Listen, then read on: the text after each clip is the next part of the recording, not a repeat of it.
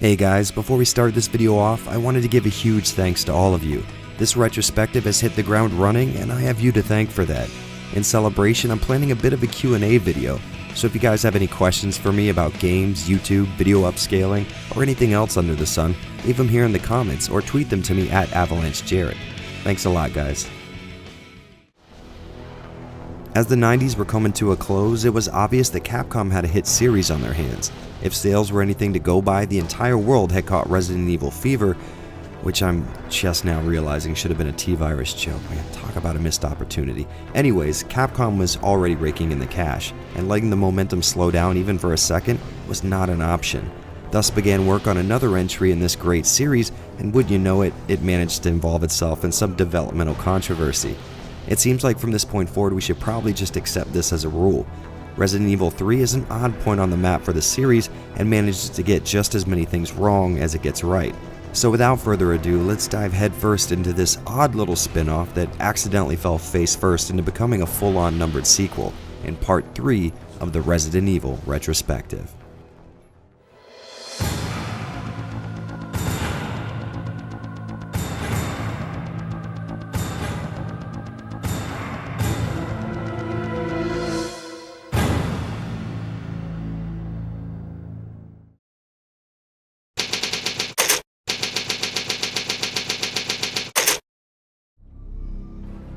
After the success of Resident Evils 1 and 2, Capcom had several RE projects in the works, and when it came to select which one of these potential games would bear the name of Resident Evil 3, Capcom chose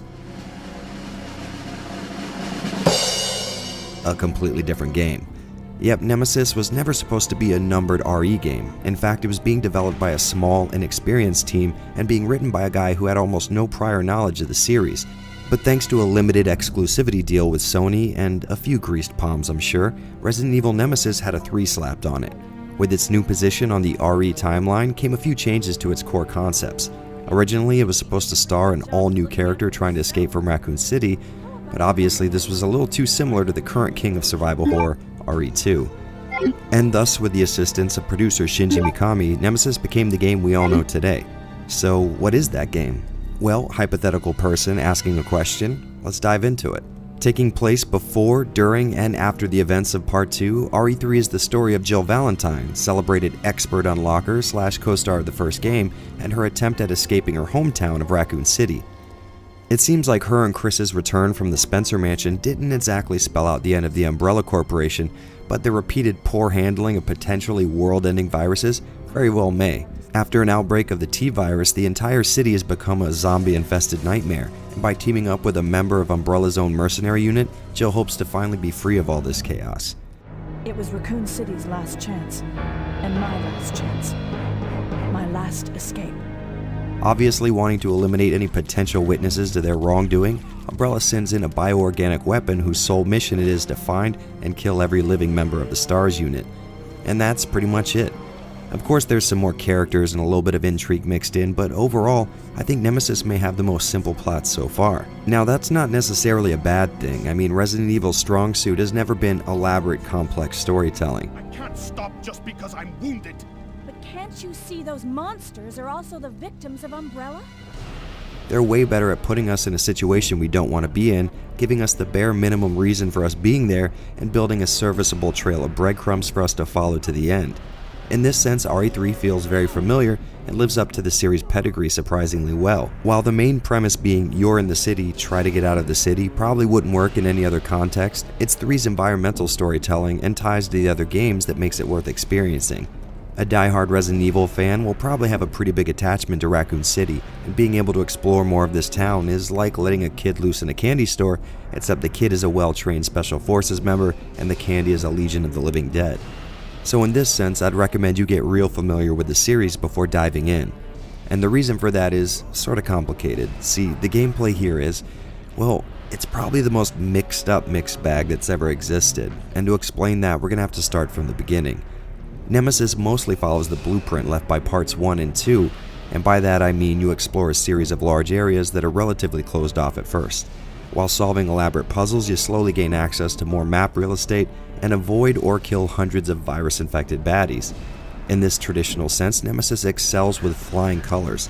The cornerstones of Resident Evil gameplay are handled perfectly and might even be at their best so far, especially when you consider how hard it must have been to balance the new emphasis on action. Thanks to some graphical concessions, huge groups of enemies can be on screen at once, and almost always are. To counter this, more ammo and weapons are available, but are still evenly spread out, which keeps things feeling tense. To spice things up a bit, there have been some slight alterations, like the addition of collectible gunpowders that could be mixed to create a multitude of different ammo. In the spirit of improving replayability, certain parts of the game have been randomized. Some hazards might not ever show themselves, enemy placements can change, and weapons or items might show up in different areas. Thanks to this random nature, breezing through the game by memory alone is made much more difficult. There are several points in the game where pivotal choices can be made, which often lead to completely different outcomes. Stars. This makes starting up a replay pretty attractive, especially since unlike RE2, this is a one-disc, one-scenario affair. Now, I know what you're thinking, and yes, I have neglected to mention the titular Nemesis as a new addition, and that's because he's not really anything new. If you've played Resident Evil 2, or at least watched the last video in the retrospective, you'll know that a giant, persistent stalker who loves to mimic the Kool-Aid Man and is programmed to eliminate the character is old news by now. Honestly, the only thing new about him is the fact that he constantly announces himself by saying, Okay, I might not be giving credit where credit's due here, but often I see real deep analysis videos on the RE series. For some reason, Nemesis chasing you into areas that were previously thought safe is always described as some kind of revolutionary step forward in the series, but the only thing that changed between these two enemies is Nemesis sometimes attacks other enemies. Sometimes. Both show up unannounced and challenge the player's idea of where they're safe, and both leave behind items and weapons for those that take the risk of fighting them. They're essentially the same exact character. So I guess the real question is, why am I such a big fan of the T-103 and not Nemesis? Well, I'm glad you asked, because that leads me right into the aspects of Resident Evil 3's gameplay that absolutely suck in my opinion. It's finally over. Like I said earlier, the developers wanted 3 to be way more action heavy, and also like I said before, the increase in enemy count is balanced nicely with an increased amount of firepower. Of course, Mikami wasn't going to stop while he had a good thing going, and decided to add a huge emphasis on speed and precise movement, with tank controls. Now there's no getting around it, I'm a huge supporter of tank controls. I think they're surprisingly intuitive and an essential part of survival horror. That being said, they have absolutely no place in a fast-paced action-heavy game.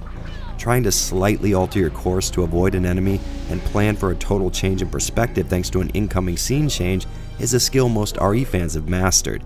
But in my opinion, this game pushes far past the limits of what can be done with this control scheme. In the simplest terms, boss fights in this game are damn near unplayable thanks to this.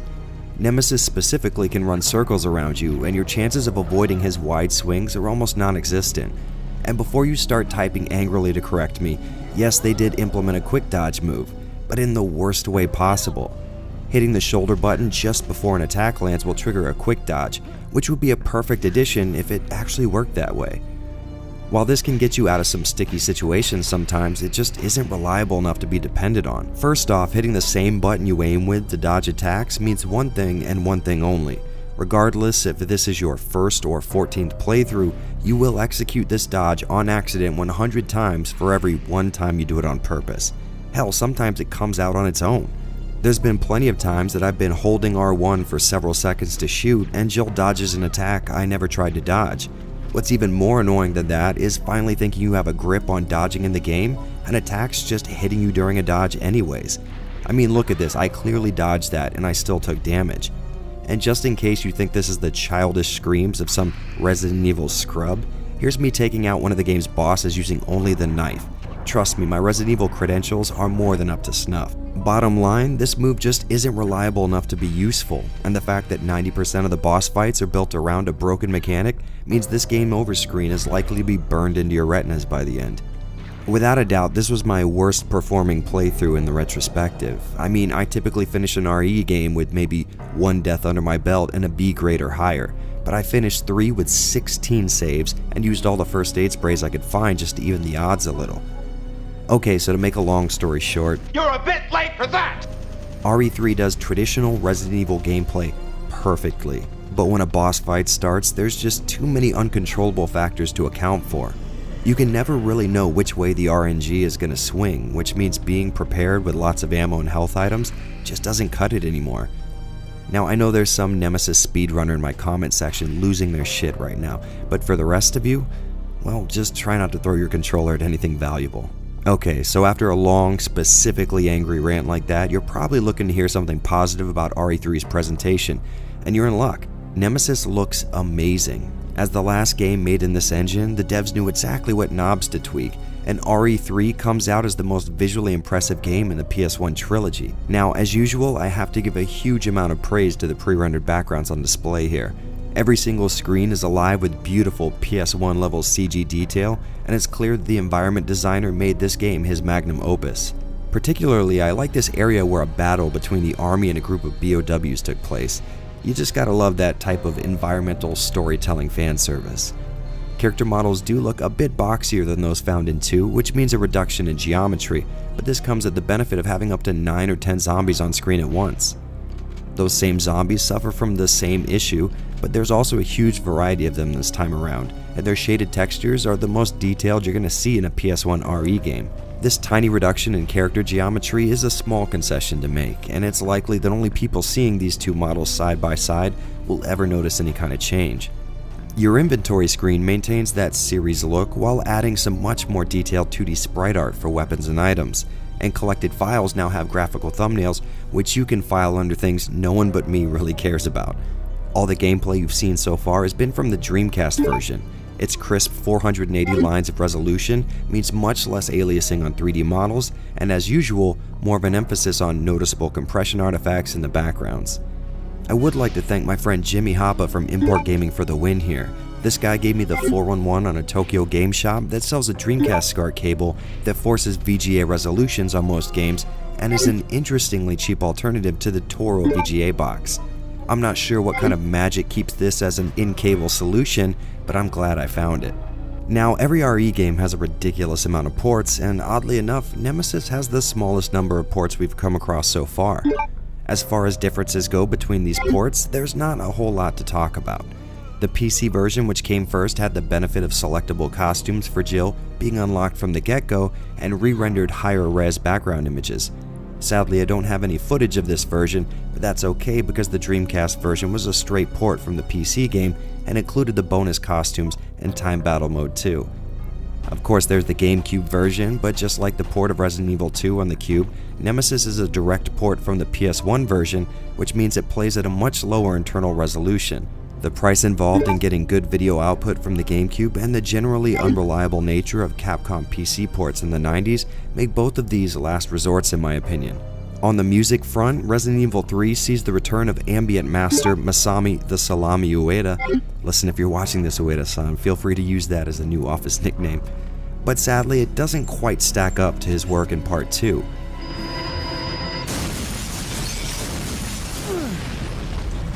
This definitely doesn't mean he didn't put together an amazingly dark and creepy soundtrack, it just doesn't have the same impact and memorability of his previous work. And if anything, the fact that one of the weaker entries in the Resident Evil soundtrack universe is this well made and fun to listen to should tell you everything you need to know about how good Masami Ueda's work is. My particular favorites are the Hospital and City of Ruin tracks. Definitely check those out if you're into Resident Evil music. One small thing to note is a bit of a problem with the audio of the Dreamcast version, at least in my experience.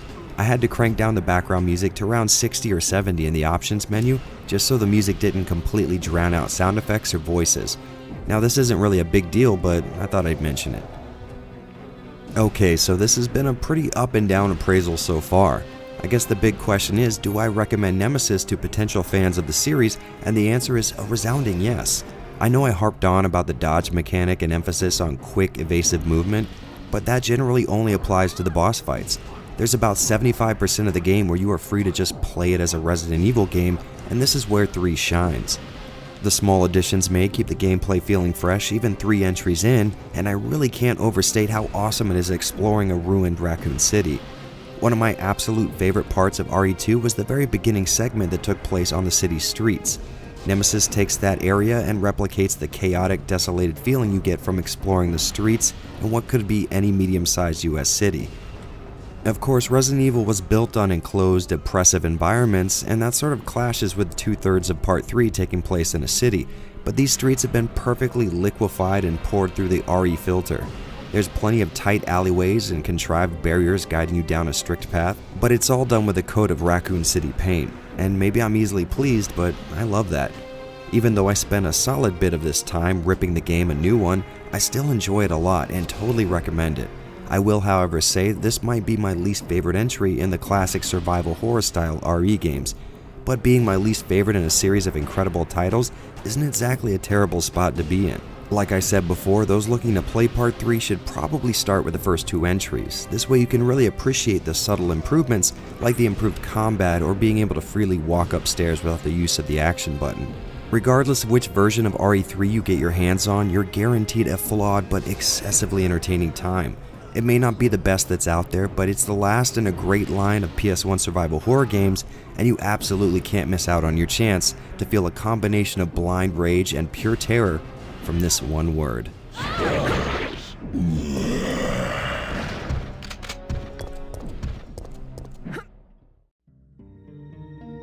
What's up guys, thanks for checking out yet another video in the retrospective.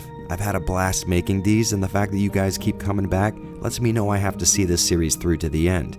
If you want to check out the other videos in the retrospective, you can find them right here on screen or linked in the description. And if you're interested in moving beyond the realm of the numbered titles in the series, stop by my Patreon page.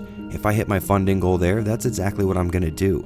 But until next time, I'll see you guys right here on the Resident Evil Retrospective.